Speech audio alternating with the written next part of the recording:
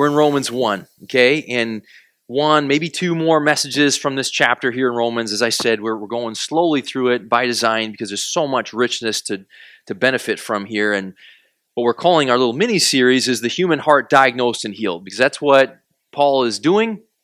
He's basically opening us up and saying, hey, this is what makes people tick. This is human unrighteousness. And thankfully, he doesn't leave us there, but he also points us to God as the healer, God as the deliverer, God as the righteous one who knows what we need. So we can think of it in terms of the great physician, which we know is God himself. He's the great physician. He inspired Paul to give us a diagnosis of our condition. And along with that, the great physician always acts to heal. He doesn't just leave us in that place. He doesn't tell us to fix ourselves. He comes to heal us through Christ and through the good news of the gospel. And so every week, that's what we're considering, is this human condition, as Paul describes it in great detail here, and also along with that, and especially as we look at the context, what God has done for us to remedy our condition in Christ, which is great news. And so we're going to have another installment of this mini-series this morning, and we're going to talk about this term, depravity. And I want to read the text. We're going to be in verse 28 through 32. And depending on what translation you have, many of them have the term depravity. And so we'll read, and then we'll stop and talk about that a bit. So it says, and just as they did not see fit to acknowledge God any longer, God gave them over to a depraved mind to do those things which are not proper, being filled with all unrighteousness, wickedness, greed, evil, full of envy, murder, strife, deceit, malice. They are gossips, slanderers, haters of God, insolent, arrogant, boastful, inventors of evil, disobedient to parents, without understanding, untrustworthy, unloving, unmerciful. And although they knew the ordinance of God, that those who practice such things are worthy of death, they not only do the same, but also give hearty approval to those who practice them. So that's our passage for this morning. And as I said, right there in verse 28 is the word depravity. At least it is in my translation, and it comes up in several others. If you have the NIV, it's used in the NIV there. Depending on what translation you have, you may see something like debased. If you have the old King James, Sydney, you still have your King James, right? Yeah, reprobate in the King James. One translation has the word worthless, but let's stick with, for one, I'm preaching from my Bible, not yours, so let's stick with depravity for a minute. When you hear depravity, what do you think of? And if you were in men's meeting last week, you be quiet for a minute. When you hear depravity or you think of depravity, what comes to mind right away? Don't overthink it, just right away. What comes to mind? Anyone? Bueller. Go ahead. Bad. There you go. Pretty general. Bad. Anything else? The bottom. The lowest forms of sin. Is that what you said? The worst of the worst. The lowest forms. The bottom of the bottom. Okay. Good. I think in men's meeting, someone said this idea of like corrupt thinking or extremely unhealthy thinking, desperately sick thinking, and as Jack said, bad, just a general, just the word feels bad, right? If there are theologians in the room, you may think of Calvinism. There's this sort of debate among Calvinism and Arminianism, and these debates theologically, and one of the tenets, or at least the way it's formulated, is you've heard the tulip idea, and the T of tulip, the first tenet is total depravity, okay? And so most people with a theological background think of that Calvinism, and then the theological debate associated with Calvinism. So it's used there. So depravity, right? It's a big, bad, dark word. And we know that it describes humanity to some degree, and in our text, it occurs here in the English that we're looking at in Romans chapter 1. But what does it really mean? How can we understand it? Well, this passage is going to help us to understand what it really means as God describes with more detail the unrighteousness of the human heart. We've been saying week by week, these are like characteristics or manifestations of unrighteousness. That's the root issue. He began with that in verse 18, and he comes back around to unrighteousness here at the end of the section. And this is what he's been describing. And another characteristic of unrighteousness is this depraved mind, okay? A depraved mind. What is a depraved mind. We'll talk about that.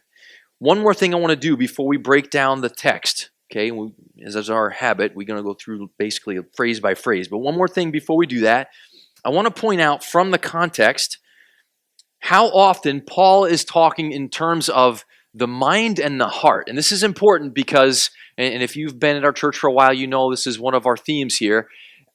Our tendency is to think in very moralistic categories, surfacey, superficial, behavioral ways. Even as Christians, it's often the case that we focus on the external, we focus on the outside and kind of good behaviors and bad behaviors, moral behaviors and immoral behaviors. And what you hear us say a lot, and it's because this is what the Bible puts before us, but you hear us saying, hey, it's mainly about the heart. Like, yes, there's something to talk about in terms of our behavior, but what God is constantly probing and what he's constantly exposing is what's underneath it all. What's underneath what we do? Why do we humans do what we do? What is the essence of unrighteousness? Well, he does that in terms of the heart and the mind. And I want to just show you in this text how pervasive those ideas are. And if you want, you can look through. I'm going to just reference these in kind of a bullet list fashion, terms that relate to thinking, desires of the mind and of the heart, respectively. Okay, so verse 18, the term ungodliness is there. And if you were here that week, we talked about how that term can be misunderstood. It seems like something external, but in reality, it has to do with a lack of reverence for God. It has to do with an inability humanly to actually revere him, to respect him, to see his worth, and to attribute to him the worth he deserves to have attributed to him. That's what it has to do with, and that's an issue of the heart, clearly. The term unrighteousness, he's been describing for us with all these details what unrighteousness is, and part of the reason I even listed that is because all these terms are kind of under the heading of unrighteousness. So that's also in verse 18. Verse 19, it speaks of that which is known of God, that we humans from the very beginning, from Adam and Eve till now, we have this intuitive knowledge of God. It's a mind topic, isn't it? Verse 20 talks about what we've clearly seen and how it is something through our seeing, we have things we understand. There's another word, understanding. That also speaks of the mind, doesn't it? Verse 21, they knew God. There's another obvious term related to the mind. Knew God, but did not glorify or honor him, which also speaks of kind of a heart issue, more so than some behavioral issue. Verse 22, insisting on our own wisdom, we became fools. That too has to do with how we think, right? Yeah, there's aspects of how that plays out in our conduct, but it really at root has to do with how we think, how we understand things. Verse 24, lusts of their hearts they've been given over to the dishonoring of their bodies. Yes, it plays out in dishonorable behavior in the body, but it begins with lust in the heart. Verse 25, exchange the truth of God for a lie. There again, has to do with the mind, what we believe, truth versus lies. Verse 25, again, worshipped and served creation. Has to do with the heart, has to do with what we value, what we ascribe worth to. Verse 26, degrading passions. Where do degrading passions reside? Within a person, right? Within the heart. And then verse 27, it talked about how we humans burn in our lusts, synonymous with our heart's desires. So you see, as Paul talks about unrighteousness, it is primarily on this deep level, this foundational level of the heart and the mind, the thinking and the desires of a person. That is the idea, and it applies to everybody. Everybody except Jesus. Everybody. Okay. We will see this morning some of the outworkings that have to do with behavior, but there's more of this heart level, especially as it relates to depravity. So let's talk through it from the very beginning. Verse 28, just as they did not see fit to acknowledge God any longer, God gave them over to and here's the word we've been highlighting, to a depraved mind. But in order to understand a depraved mind, you have to start where Paul starts, and he starts with, they did not see fit to acknowledge God any longer. And it's easy to kind of lose this in translation, but if you look at the original, you see this term that's translated not seeing fit to acknowledge God any longer. We can fly right by that, but the word's very important. In fact, the root word occurs several times, 3 times in the section we're in this morning, and it has to do with this. It has to do with an examination as to the quality of something or someone, an appraisal as to the value of something or someone. In the Old Testament, psalmists spoke of their need for God to examine or test their hearts to determine the sort of quality or the purity of their hearts. It's spoken of in kind of metaphorical language. It's spoken of in terms of silver and gold, examining to determine the value or the purity of silver and gold. We talked about that a little bit in Sunday school this morning. The idea of gold that is pure, is of the highest value. So when he begins here in verse 28 and he says, they did not see fit to acknowledge God any longer, it has to do with their view of his value. Literally, it could be translated, if you just went with a wooden literal word-for-word translation, just as they did not approve God or deem God worthy or valuable to have or to hold in their thinking. Earlier, remember it said, it's not that we don't know God. We do know God. It's that in knowing God, there's this inability to appreciate his value. One word would be to approve of him.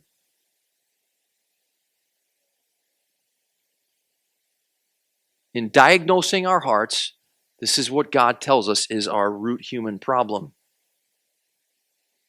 Is that we have this utter inability to see, to appraise God's value.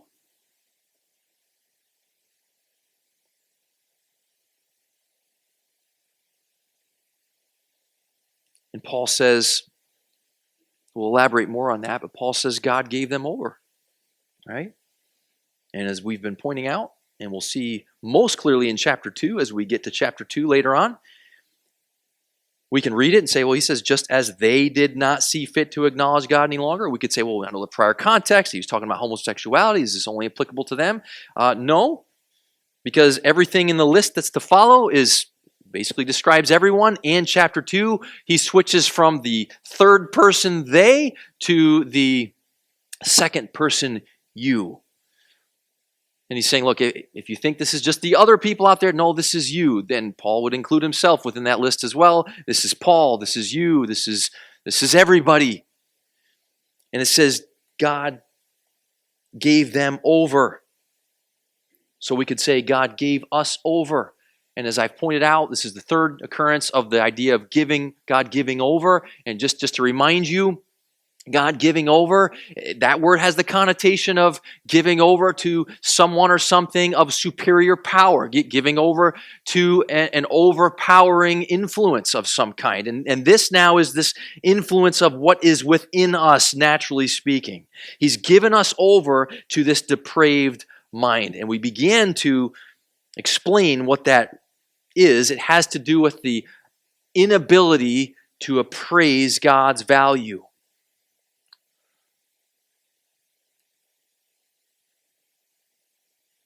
We're incapable of rightly or appropriately viewing God.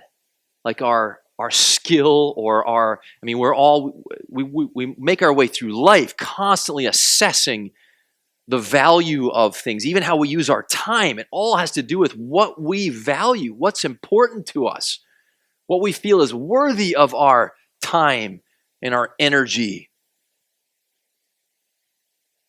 This is what it is to be human. This is how we get through life. We do this, and at the very bottom, we don't value our Creator God, the one who made us, the one from whom, through whom, to whom are all things, the one in whom all things hold together.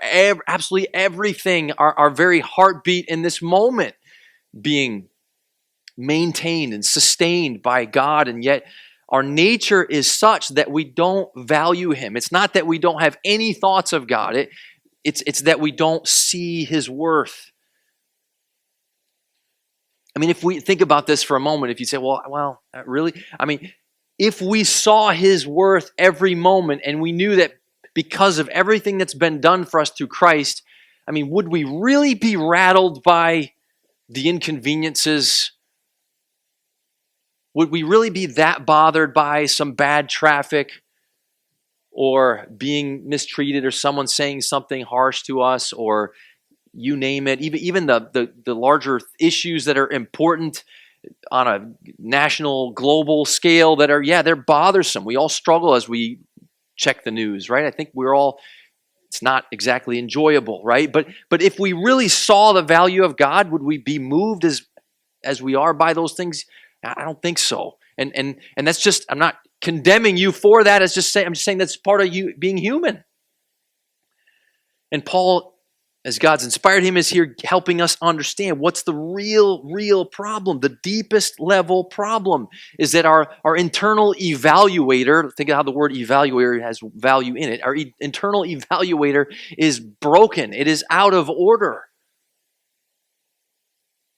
And we have reminders of that and evidence of that all the time. Even as good Christian people, we do.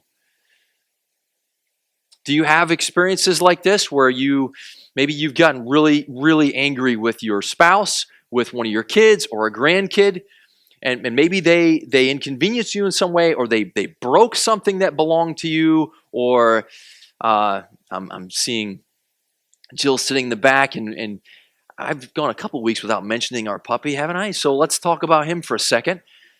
I have a very complicated relationship with this dog. We love him. We're having tons of fun with him. We laugh. We're outside playing with him. We joke about how it's like my service dog because it keeps me away from the news and all the depressing stuff. So I'm really enjoying him. And he destroys. And even with our training efforts, and he just graduated from dog school, and he's doing better. But yet he's still failing too because he just destroys stuff. He destroyed Jill's coat this morning on the walk. So do you ever have those moments where you're like really angry with something or someone, and you're like, you have this little glimpse of clarity, like, why am I so angry? Why am I putting this thing before this person?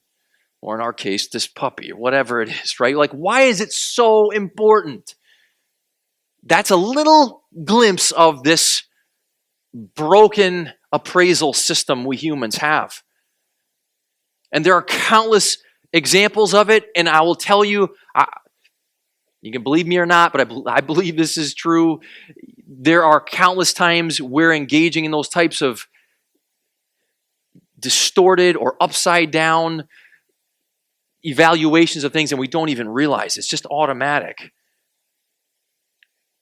Foundationally, I mean, so often in those scenarios, like the one I mentioned, it's like God's not even really on your mind. It's not clearly a vertical spiritual thing, but yet underneath it all, there is this undeniable reality that we humans, in our fallenness, in our flesh, we just cannot see rightly, and that's why we think the way we think, and that's why we act the way we act. That's where all the manifestations of unrighteousness come from. Do you see that? Do you see how the moral categories, the behavioral categories are just superficial? They don't really get at the diagnosis of the true disease. But this helps us understand the disease. And it has everything to do with God. To use the other terms the Bible uses, if the greatest commandment is to love the Lord your God with all your heart, soul, mind, and strength, this speaks to our utter inability to do that from the heart, naturally speaking, which is why, as Don highlighted in Sunday school, which is why we so desperately need Emmanuel, which is why the fact that Jesus came into this world matters, because only He can rescue us from that. If we have a value problem, there's only one person who can awaken you to the value of God, and it's not you, and it's not me, and it's not anyone else. It's God. And he might use a person. He uses his word, obviously. He uses different things. He might use a Christmas song like he did with me last night for a few minutes. I don't know what he's going to use, but he is the one that helps us see. This passage, you might feel like as I'm going through this, like, gosh, this seems so dark in some ways as Paul's talking about the details of the heart. And that means you're getting it in a sense because you're seeing how desperate our plight is. If not for God inserting himself, there's no life. There is no ability to see his value. He's got to show us, and he's committed to showing us. And so those moments of worship when we say, wow, the fact that little baby Jesus came thousands of years ago isn't just quaint and sentimental and cute. It's like, no, it's a big, big deal. That's why I love when that singer belts it out. It's like he is worthy of that being belted out. Go tell it on the mountains, right? Like it's worthy of that kind of announcement because there's no better news for us. We need him. And Paul is bursting with gospel truth because he knows the human heart. Like Paul is an expert technician when it comes to the heart because of all that God had done in his life, allowing him to be a Pharisee for all those years and studying Scripture to a neurotic degree in an OCD type of way, and then just explosive awakening to Jesus confronting him and saying, hey, Paul, you're missing something. You're missing the value of your God. And so Jesus rescues Paul, and now Paul's saying, hey, Romans, I'm excited that you're excited about this gospel. And as I teach gospel to you, I want to remind you of that from which you've been delivered, what your real problem is. It's this hard issue that we could never save ourselves from. We're like the patient on the table. In a sense, it's worse and better than that. We're the dead person in the tomb to whom Jesus speaks and says, come forth, come to life. And what is that? Part of what that come to life is, hey, here's who God is. Hey, here's the value of your Creator. Hey, in all that you chase, and all that you think you need, and all that you plague yourself, and all the desires you're enslaved by, and all the grievances you have, and all the bitterness, and all the unfairness, and all the other stuff that you whine about, I'll use those terms, that you whine about all the time. Here's who God is. Here's what he's done for you. Here's what eternal life is. Here's your hope. And he's committed to you. And he's given you over to a depraved mind. But he's also determined to rescue you from it. So as we experience that sickness and the darkness, we are awakened with that to our amazing salvation and a God who loves us despite our inability to love him, and who then awakens us and awakens our heart to love for him through revelation, through seeing who he is and what he's like as a good Father. So he's been,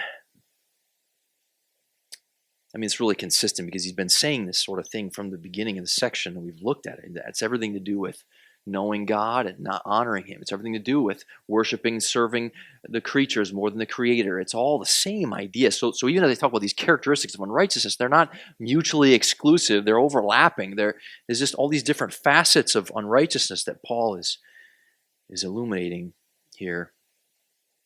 And so he says, hey, look, it does start at this root level, this mind, this heart level, but it does manifest in doing those things which are not proper, as it says in the end of the verse, and then in verse 29, being filled with all unrighteousness. You remember the idea in Ephesians where it says, don't be drunk with wine, but be filled with the Spirit. And that helps us understand because that context is there. We know what it's like to be drunk with wine. We know what that's describing. And so the contrast there with being filled with the Spirit speaks of not just being filled with some substance, but it has to do with being controlled by this powerful influence of the Spirit. And in one sense, unencumbered or uninhibited or released, freed by the Spirit. And here, when it says it's kind of the negative side of it, just being filled, being controlled by all unrighteousness, being controlled by that inability to value God. And here's how it comes out. And there's this whole long list. And probably to one degree or another, we could say all these things describe us. Wickedness, just kind of a general term. I think your translation may have there fornication, then greed, wanting more than we have, evil, full of envy, jealousy. That's what that's describing. Murder, the desire to put an end to others. I know you never feel that way. Strife, deceit, malice, gossip, using our mouths to destroy other people and their reputation.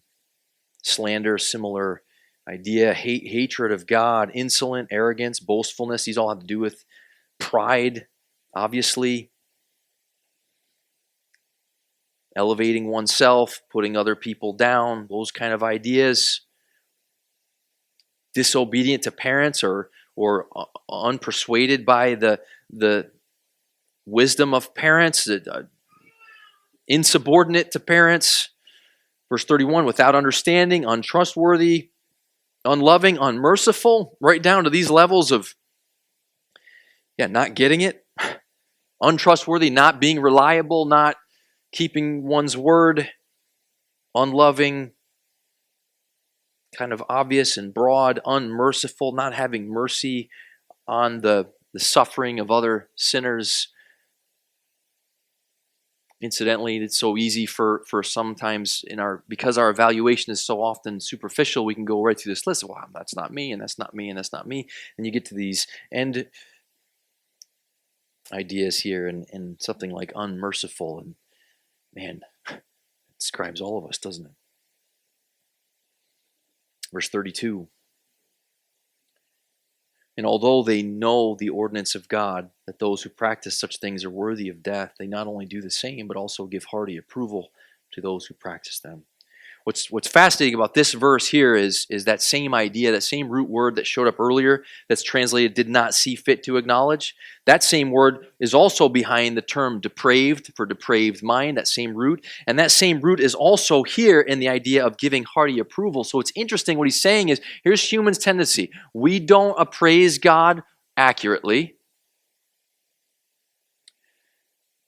As a result of that, God hands us over to an inability to appraise God and other things accurately. He gives us over to that. That goes right along with it. And here it's saying, and then what we do is we instead evaluate others, and we attribute worth and value and quality to others who look like us, who are committed to the same ways of thinking and acting as we are. That's where we assign value. Pretty much sums up human beings. What we tend to do. Even the political tribal war that's destroying so much in terms of the discourse of our nation right now. It's like, I'm going to find the people who think the way I think and side with them, and I'm going to approve of them no matter what, without any nuance. And it's just normal human stuff. And it all has to do with fundamentally this completely out of whack ability to estimate value. So even if we can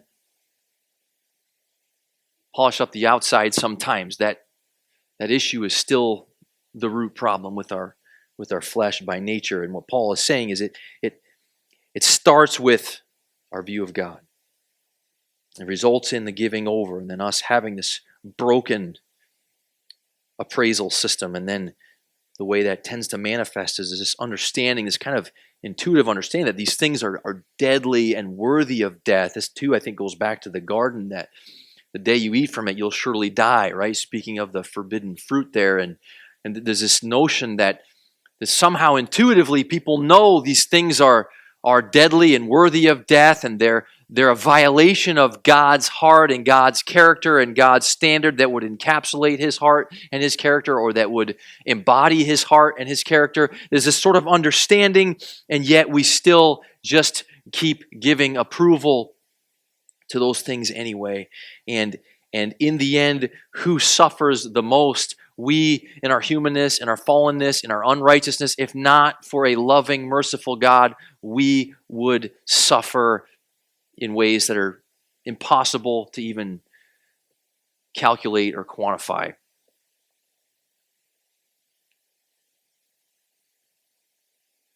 And it's all because of what we do with our knowledge of God. You've heard the sermon title, if you've not read it or whatever, you've still heard the title, Sinners in the Hands of an Angry God. Well, I heard one of the ladies, I think in the ladies group, said, wow, and I think they've been studying this Romans 1 section, and it might have been Linda, right? I think it might have been Linda that said, wow, you can almost say this is like God in the hands of angry sinners. Let me think about that for a moment. God being evaluated by his creatures, who couldn't even exist for a second without him, sitting in judgment over him and denying him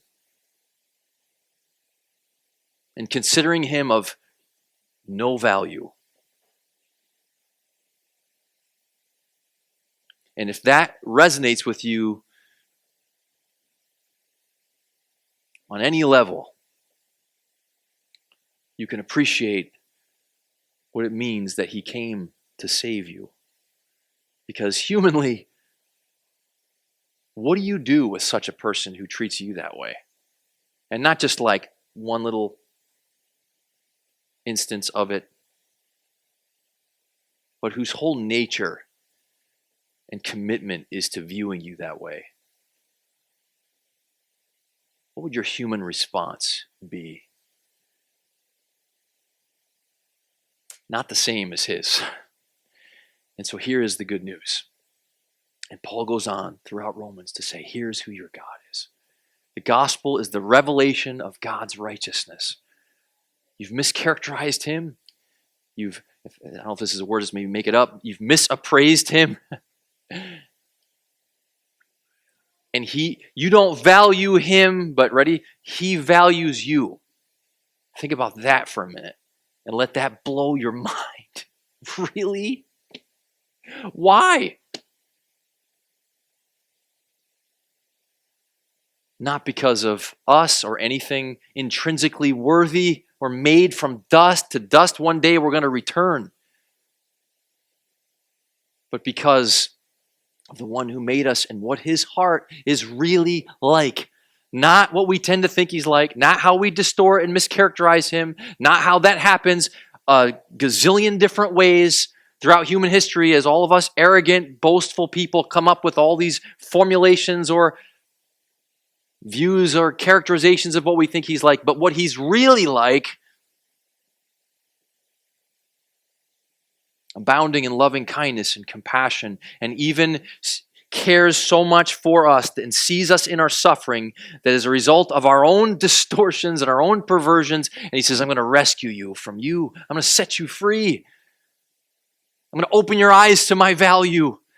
I'm going to give you a new heart. I'm going to put my spirit within you so that you can see my value, so that you can worship with freedom. I think that's why I love that song. Let's mention that one more time this morning. That O Holy Night song, because to me, it's like this little foreshadowing of what it's going to be like to be home one day, to finally see God's value and to sing with complete and utter inhibition. Isn't that going to be amazing? To not care.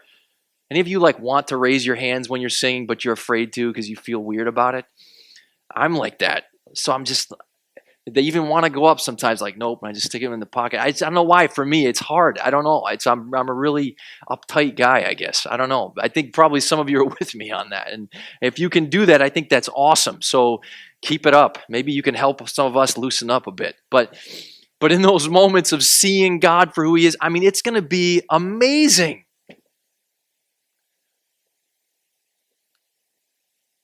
to be there, to see him, to experience peace. I mean, just do it. Just put your puppy aside for a second and look at the news for a few minutes. Just go ahead. You need it to prepare you for why it means something that he's the Prince of Peace. Because there's no peace.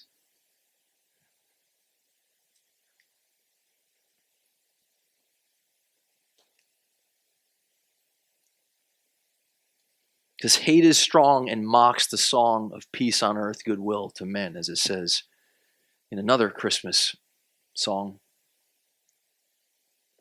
which then goes on to talk about how he is the embodiment of peace. He is the greatest gift we can imagine receiving. It's good news. God in the hands of angry sinners is a disaster. Sinners in the hands of a merciful and gracious God is spectacular and amazing. And that is our healing. And that's what sets our hearts free. We get glimpses of it now as the Spirit opens our eyes to those truths. And one day it'll be full freedom, full restoration, full joy. It's going to be amazing. Hope that encourages you. Let's pray. Father, thank you for your word in Romans 1 and how accurately it dissects and diagnoses the human heart, our unrighteousness. And as we look at it and see the stuff inside and are whether discouraged by that or feeling ashamed or guilty or any other negative feeling, God, I pray there would be an accurate understanding and an accurate feeling that goes along with that appropriately agrees with you about what you say concerning our condition, and at the same time, that such a heart that's been prepared for the seed of the gospel, that it would then receive that gospel as good news, and that life would spring forth from within us, life characterized by seeing you for who you really are, being amazed by your heart for your creatures, your love for rebels. We are filled with all unrighteousness, left to ourselves. Instead of leaving us there, come for us to speak the truth, which sets free. Thank you for the gospel. Thank you for the good news. Thank you for Jesus. Thank you that in him you open our eyes to see your value, that we see your glory in the face of Christ most clearly. As we enter into the Christmas season here, even bypassing Thanksgiving for some reason, but God, as we give thanks this week and enter into the Christmas season, help us to have moments of clarity in which we see your value, and even to look forward with longing to the day when we're home, when we see you and we're like you because we see you for who you really are. Thank you for our time this morning. Thank you for these words in Romans 1. Thank you most of all for Jesus, the living word, in whom we have life. In his name, amen.